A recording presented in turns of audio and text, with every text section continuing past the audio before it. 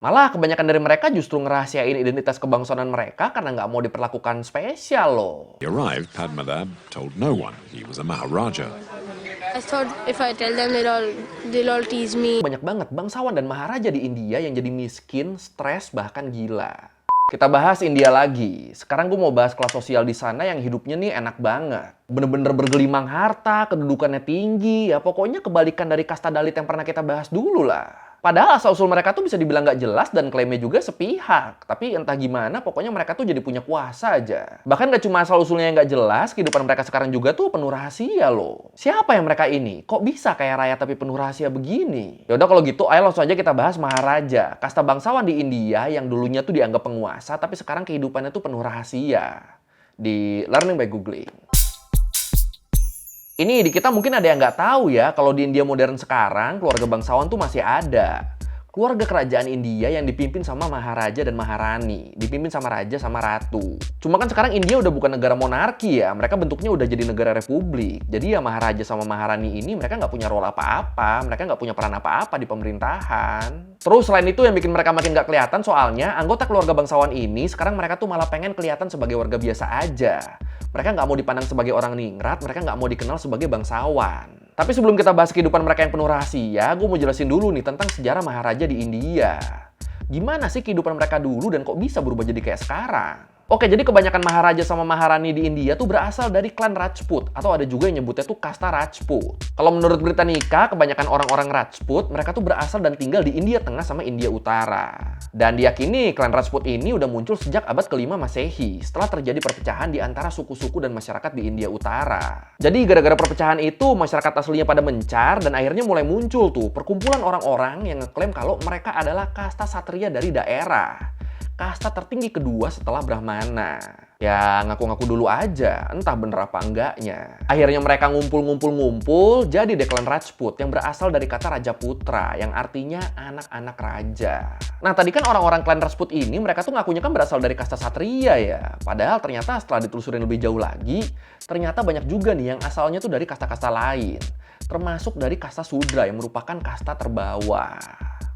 Ya kalau kasta Dalit kan kasta paria, mereka kan nggak dihitung di sistem kasta kan, saking hinanya kan. Makanya paling bawahnya kasta Sudra. Jadi di klan Rajput ini iya yang beneran satria ada, tapi yang ngaku-ngaku satria padahal bukan juga banyak. Tapi walaupun banyak yang modal ngaku-ngaku, tapi akhirnya di abad ke-7 para Rajput ini tuh mulai mendominasi dunia politik, terutama di India Utara. Kalau menurut The History Reader, di tahun 1800-an ada lebih dari 500 kerajaan di India yang masing-masing dipimpin sama Maharaja dari klan Rajput ini. Cuma kan di tahun-tahun itu India udah jadi negara kolonial Inggris ya. Jadi ya kalau si Maharaja masih pengen merintah di kerajaannya, mau nggak mau dia harus bersumpah setia ke Inggris sama ngasih pajak yang besar tiap tahunnya. Nah dari pihak Maharajanya, dari pihak kerajaannya, gimana caranya biar mereka bisa nyetor pajak yang besar? Ya pastinya dengan minta upeti yang tinggi ke rakyat. Soalnya kan mau lagi ada kekeringan, mau lagi ada kelaparan, Inggris nggak peduli kan. Pokoknya tetap harus ada uang pajak. Kalau sampai nggak bayar, wilayah itu tuh bakal diambil alih sama Inggris. Mantap, Inggris. Kelakuanmu mantap. Sampai kalau menurut The Atlantic, setelah India merdeka di tahun 1947, ada sekitar 500-600 maharaja beserta keluarganya yang dicopot gelar kebangsawanan dan posisinya di kerajaan. Ya mau gimana, soalnya sistem kerajaannya juga udah dihapus kan, Indianya udah berubah jadi negara republik. Apalagi maharaja-maharaja ini dulunya mereka udah sumpah setia ke Inggris kan, sampai rutin mintain upeti ke rakyat lagi buat bayar pajak ke Inggris. Jadinya ya setelah merdeka banyak orang yang nganggap kalau mereka ini pengkhianat dan beban. Dan ya udah, akhirnya India jadi negara republik dan wilayah-wilayah maharaja-maharaja di India itu disatuin jadi negara bagian Rajasthan, yang artinya tempat tinggal raja-raja. Nah dari sini keluarga maharaja yang ada mau nggak mau mereka tuh harus jadi warga negara biasa. Hak-hak sama kewajiban mereka tuh bener-bener sama kayak warga biasa. Waktu itu banyak banget tuh dari mereka yang hartanya diambil sama pemerintah atau kena sengketa, sampai akhirnya mereka tuh nggak punya apa-apa lagi. Malah kalau menurut India Today, di momen-momen itu tuh banyak banget bangsawan dan maharaja di India yang jadi miskin, stres, bahkan gila. Ya pada kaget lah, dari lahir hidupnya udah ningrat kan, apa-apa dilayanin, pengen apa aja selalu ada, tahu-tahu jadi rakyat jelata. Nggak bisa adaptasi, ya udah, stres udah.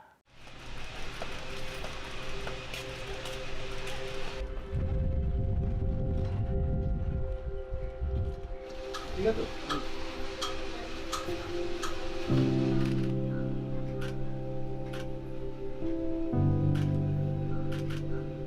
Makanya waktu era-era India baru merdeka, di sana banyak banget tuh kelihatan keluarga bangsawan yang jadi kerja apa aja demi bisa dapat duit. Ada pangeran yang kerja jadi supir, bahkan ada juga yang jadi pengemis. Sambil minta-minta, dia sambil bilang, "Saya adalah maharaja, ayo beri saya makanan." Ya, cara mintanya kayak gitu, gimana mau ada yang simpati coba? Yang ada orang malah malas kan ngelihatnya kan. Udah jatuh banget begitu kok, pas minta belas kasihan masih bawa-bawa kejayaan masa lalu. Apaan coba? Nah, tapi walaupun kebanyakan keluarga kerajaan ini jatuh, tapi ternyata tetap ada sedikit keluarga kerajaan yang bisa survive karena mampu beradaptasi sama perubahan. Bahkan sampai sekarang mereka masih bisa hidup mewah bergelimang harta loh. Jadi ketika ratusan keluarga bangsawan lain jatuh miskin, ternyata ada nih beberapa keluarga yang bisa tetap survive dan kaya raya. Contohnya tuh kayak keluarga Mewar, Nawab, Pataudi, Jaipur, Wadiyar, Bourbons, Gekwat, sama Bikaner. Royal families in India were stripped of their privy purses and privileges in 1971.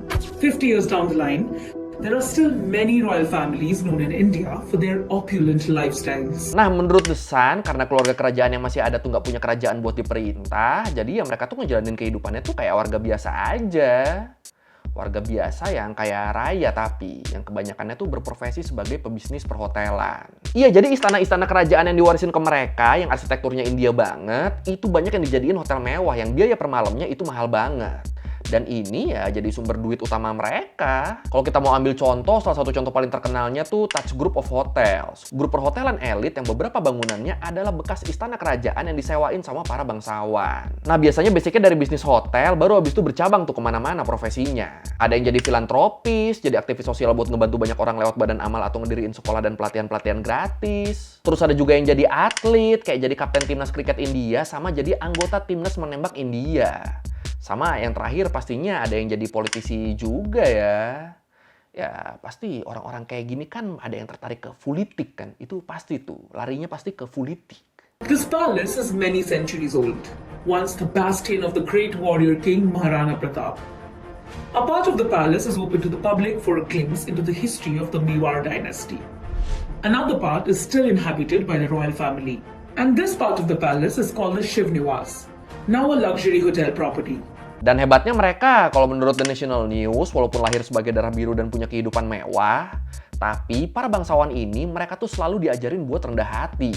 Selalu diajarin buat memperlakukan semua orang dengan cara yang sama. Apalagi salah satu alasan mereka bisa bertahan kan karena masyarakat yang mau nerima mereka. Jadi ya bangsawan-bangsawan ini tahu diri aja. Makanya yang bisa bertahan kan kebanyakan yang mau berbaur di masyarakat ya dulunya ya. Yang bisa adaptasi dan mau kerja dari nol lagi. Kalau yang ngemis-ngemis sambil bawa-bawa kejayaan masa lalu ya bye-bye itu. Masyarakatnya juga males. Dan akhirnya sekarang setelah mereka berhasil melewati masa-masa kegelapan, kalau dari dokumenternya Java Discover, diliatin tuh.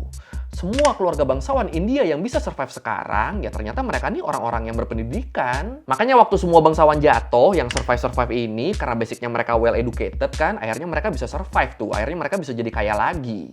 Karena ya balik lagi, otaknya ada isinya. Nah buat generasi bangsawan yang sekarang, kebanyakan dari mereka tuh disekolahin di Mayo College Boarding School. Dan di sana mereka nerima pendidikan yang sama kayak anak-anak lain ya. Nggak ada tuh dibeda-bedain karena mereka anak maharaja. Nggak ada. Malah kebanyakan dari mereka justru ngerahasiain identitas kebangsawanan mereka karena nggak mau diperlakukan spesial loh. Hebat juga ya. Kenapa identitas bangsawannya dirahasiain? Soalnya kalau misalnya orang-orang tahu dia tuh pangeran atau calon maharaja, dia jadi ngerasa punya tanggung jawab harus selalu jadi yang terbaik kan. Nggak bisa dia ngejalanin hari-harinya kayak anak sekolah biasa yang mungkin ada bandelnya atau malesnya gitu. Apalagi sekarang status bangsawan di sana udah nggak ada gunanya juga kan. Jadi ya buat apa? Dapat tanggung jawab lebih tapi endingnya nggak dapat apa-apa tuh buat apa? Terus juga kalau dari awal teman-temannya tahu dia bangsawan, takutnya malah pada segan dan nggak mau gaul sama dia kan jadinya kan. Makanya daripada gitu ya mending rahasiain aja status bangsawannya. Nah abis itu biasanya setelah lulus sekolah mereka tuh kebanyakan pada ngelanjutin kuliahnya di luar negeri. Makanya kebanyakan teman-temannya baru tahu dia bangsawan tuh biasanya tuh pas dia nikah. Teman-temannya diundang, semua akomodasi sama transport ditanggung sama dia, terus teman-temannya datang lihat keluarganya baru pada ngeh di situ. Lah si kampret bangsawan ternyata. Duitnya banyak dong. Jadi biasanya gitu, baru ketahuan bangsawannya tuh pas nikah. When he arrived, Padmanabh told no one he was a Maharaja.